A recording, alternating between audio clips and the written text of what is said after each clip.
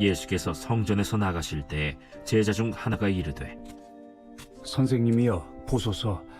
이 돌들이 어떠하며 이 건물들이 어떠하니까? 네가 이 큰 건물들을 보느냐? 돌 하나도 돌 위에 남지 않고 다 무너뜨려지리라. 예수께서 감람산에서 성전을 마주 대하여 앉으셨을 때 베드로와 야고보와 요한과 안드레가 조용히 묻되, 우리에게 이르소서, 어느 때 이런 일이 있겠사오며 이 모든 일이 이루어지려 할 때 무슨 징조가 있사오리이까? 너희가 사람의 미혹을 받지 않도록 주의하라. 예수님의 마지막 한 주간의 삶, 그 중에서 오늘은 둘째 날, 화요일의 발걸음을 함께 살펴보려고 합니다. 이 말씀을 보면 이 둘째 날에 대한 기록들이 더 있는데요. 오늘은 이 마가복음 13장 1절부터 5절의 말씀에 집중해 보려고 합니다. 어제 예수님은 예루살렘 성에 들어가셨고 곧바로 성전에 들어가셨어요.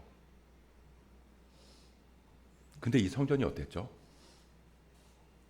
이사야의 말씀을 인용하신 것처럼 성전은 만민이 기도하던 집이어야 하는데 예레미야의 말씀처럼 그곳은 강도의 소굴이 되어버린 겁니다. 그래서 예수님께서는 성전 안에서 매매하고 거래하는 사람들의 상을 다 엎으신 다음에 성전을 나가셨어요. 그리고 우리가 읽지는 않았지만 다음 날 화요일이죠. 예수님은 다시 성전에 들어가셨어요. 그리고 그곳에서 사람들을 만나셨습니다. 그 내용이 11장 후반부터 12장에 기록되어 있는데요. 처음에는 대제사장들이랑 서기관들이랑 장로들, 그 사람들이 예수님한테 왔어요. 그리고는 당신이 무슨 권위로 이런 일을 하느냐고 시비를 걸어요. 그냥 우리가 흔히 하는 말로 쉽게 표현을 하면요, 내 집은 만민이 기도하는 집이다 이렇게 말씀하신 예수님을 보면서 당신이 뭔데 네 집 내 집 이러면서 행패를 부리냐는 거죠. 당신이 이 성전에서 무슨 권리로 그러냐. 근데 예수님은 하나님의 아들이시거든요. 당연히 하나님의 임재가 있는 성전의 주인이신데 이 대제사장들이랑 서기관들은 마치 자기가 주인인 것처럼 진짜 주인한테 시비를 걸고 있는 거예요. 그러니까 예수님께서는 이 바로 포도원 농부의 비유를 말씀하세요. 이 주인이 농부한테 포도원을 맡기고 타국에 갔는데 이 포도원 소출을 받으려고 주인이 종을 보냈어요. 그랬더니 농부들이 그 주인의 종을 때리기도 하고 죽이기도 하고, 그리고 마지막에는 그 주인의 아들을 죽이기까지 하면서 자기들이 포도원 주인 행세를 한다는 얘기예요. 그러고 났더니 이번에는 바리새인들이랑 헤롯 당원들이 와서 황제한테 세금을 바쳐야 되냐 바치지 말아야 되냐, 일명 세금 논쟁을 벌입니다. 그때 예수님께서는 유명한 말씀을 하시죠. 가이사의 것은 가이사에게, 하나님의 것은 하나님께. 그러니까 바리새인들은 이 하나님 나라랑 세상 나라를 구분지어서 생각했지만 사실 세상의 모든 것들은 다 하나님의 것이라고 말씀하시는 거예요. 우리가 이 세상 나라에 속해서 살아가지만 하나님 나라 백성으로서 세상과 구별된 삶을 살아가야 한다는 걸 분명하게 말씀해 주시는 겁니다. 그러고 나니까 이번에는 이 사두개인들이 와서 일명 부활 논쟁으로 시비를 걸어요. 당시 형수 취수 제도를 가지고 아주 극단적인 예를 드는 거죠. 이 7 형제가 자녀가 없이 죽었는데 그래서 다 한 사람이랑 결혼을 했었는데 그럼 부활 때 이 여인은 누구의 아내가 되겠냐고 묻는 거예요. 이 사두개인들은 부활도 없고 천사도 없고 영적인 세계도 없다고 믿는 사람들이거든요. 그러니까 예수님은 니들이 성경도 모르고 하나님의 능력도 오해하고 있다고 책망하세요. 그렇게 둘째 날 예수님은 다시 성전에 들어가셔서 대제사장들, 바리새인들, 사두개인들, 헤롯 당원들이랑 차례차례 논쟁을 벌이셨어요.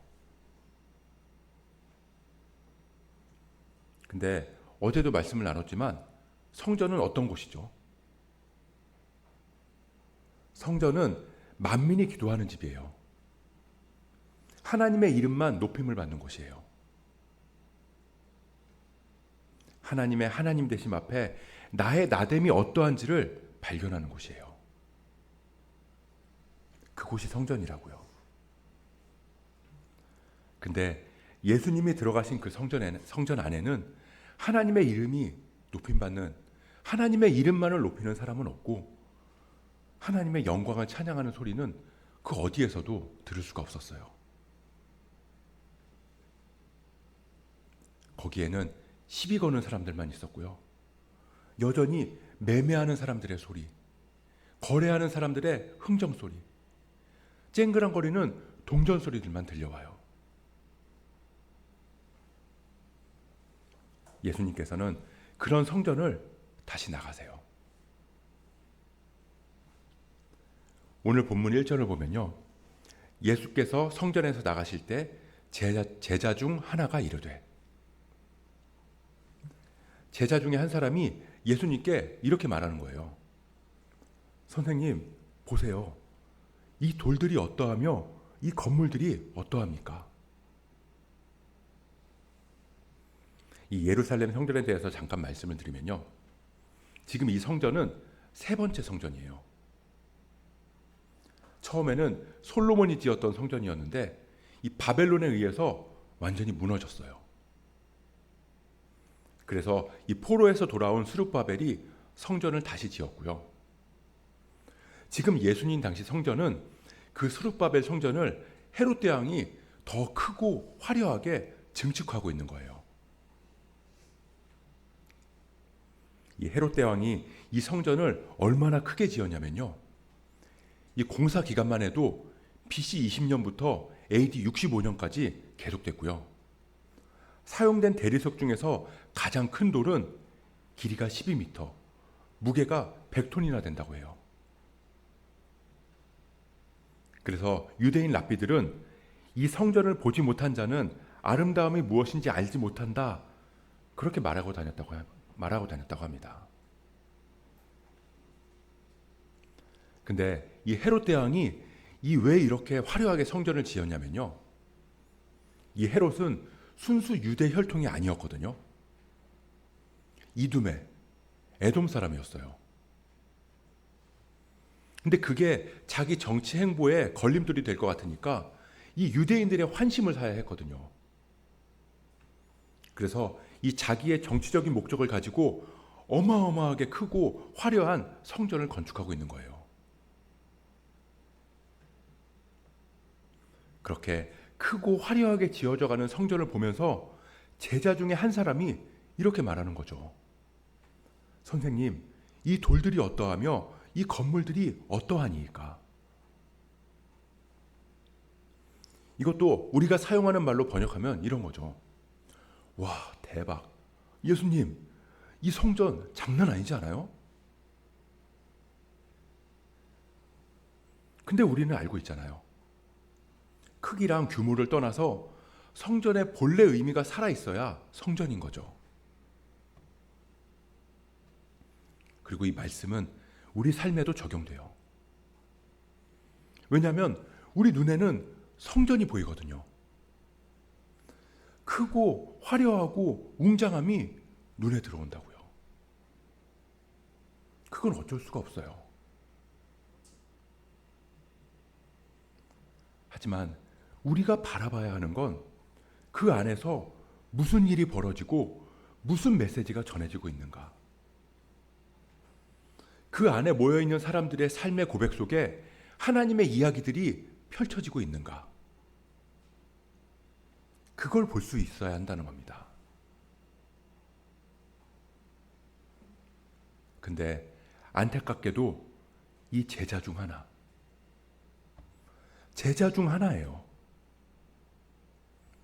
제자는 자기 모든 생업을 다 버려두고 그 자리에서 예수님을 따른 사람이고요.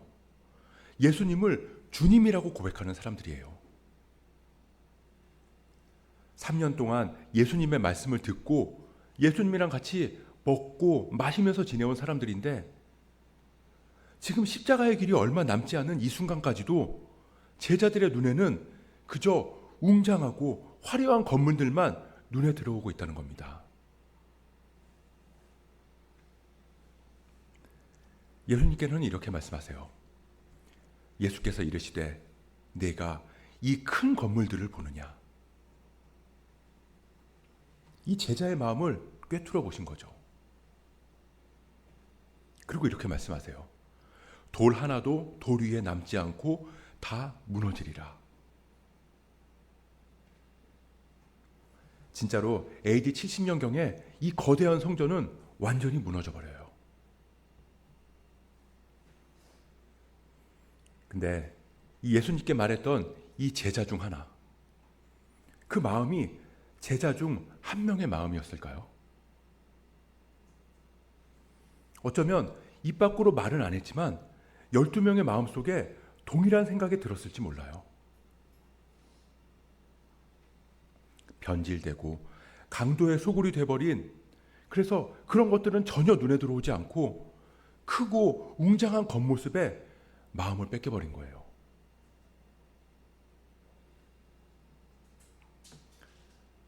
예수님과 제자들은 감람산에 올라가셨어요.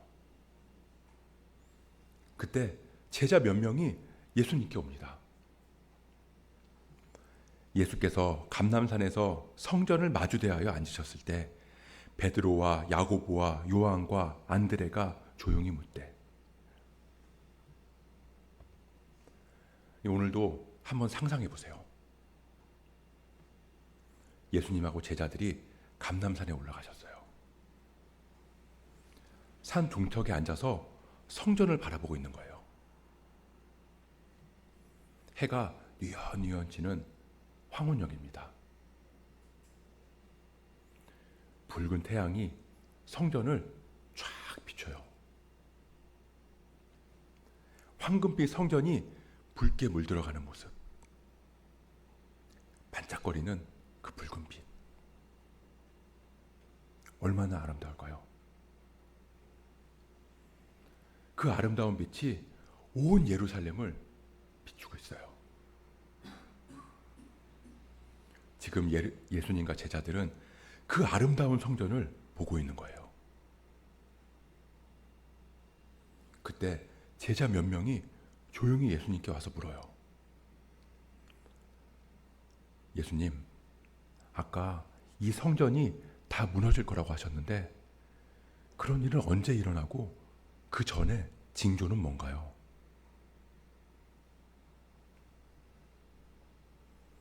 때와 징조를 알고 싶다. 그건 무슨 마음일까요?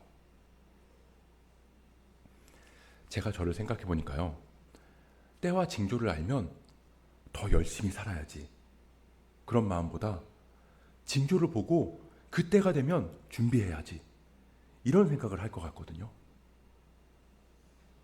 지금은 마음 편하게 내 마음대로 좀 살다가 그때가 되면 정리할 거 정리하고 준비할 거 준비해서 내 인생 손해 안 보고 그날에 딱 맞추고 싶은 거죠. 그런 제자들의 질문에 5절을 보니까 예수께서 이르시되 너희가 사람의 미혹을 받지 않도록 주의하라. 좀 이상하지 않아요? 제자들은 성전이 무너지는 마지막 때랑 그 징조를 물어봤는데, 그러면 당연히 그때는 몇 년, 몇 월, 며칠, 몇 시이다 이러신다거나 징조는 이러이러하다 이렇게 대답해 주셔야 할 것 같은데, 조금은 엉뚱하게 너희가 사람의 미혹을 받지 않도록 주의해라.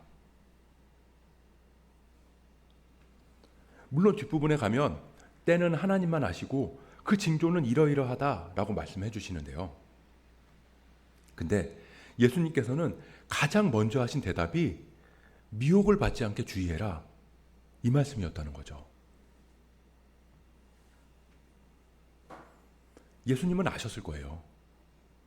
우리 마음속에 꿈틀대는 욕망, 내 마음대로 내 뜻대로 살고 싶은, 한마디로 내가 높아지고 내가 왕이 되고 싶은 그 마음은 미혹 앞에서 가장 쉽게 넘어진다는 걸 말이죠.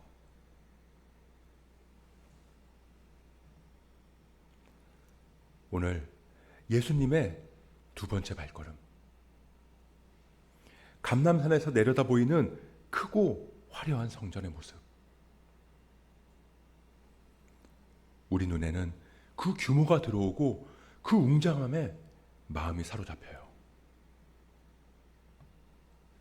그래서 그 안에서 어떤 일이 벌어지고 있는지 그걸 보지 못할 때가 많다는 겁니다. 온갖 탐욕의 이야기,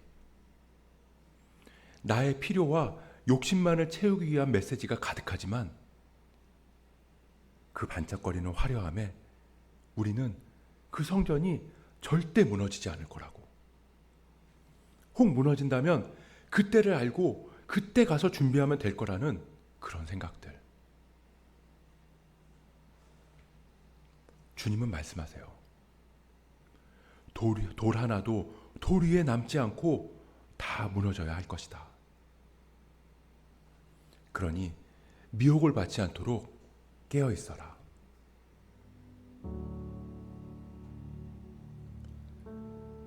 주님 거하시는 성전으로 부르신 우리의 모습은 어떤가요? 우리의 겉모습이 아닌 우리의 내면에서는 지금 무슨 일들이 일어나고 있는지, 하나님이 거하시는 성전인 우리 안에 하나님은 높이는 소리는 온데간데 없고 세상적인 소리만 울려 퍼지고 있는 건 아닌지.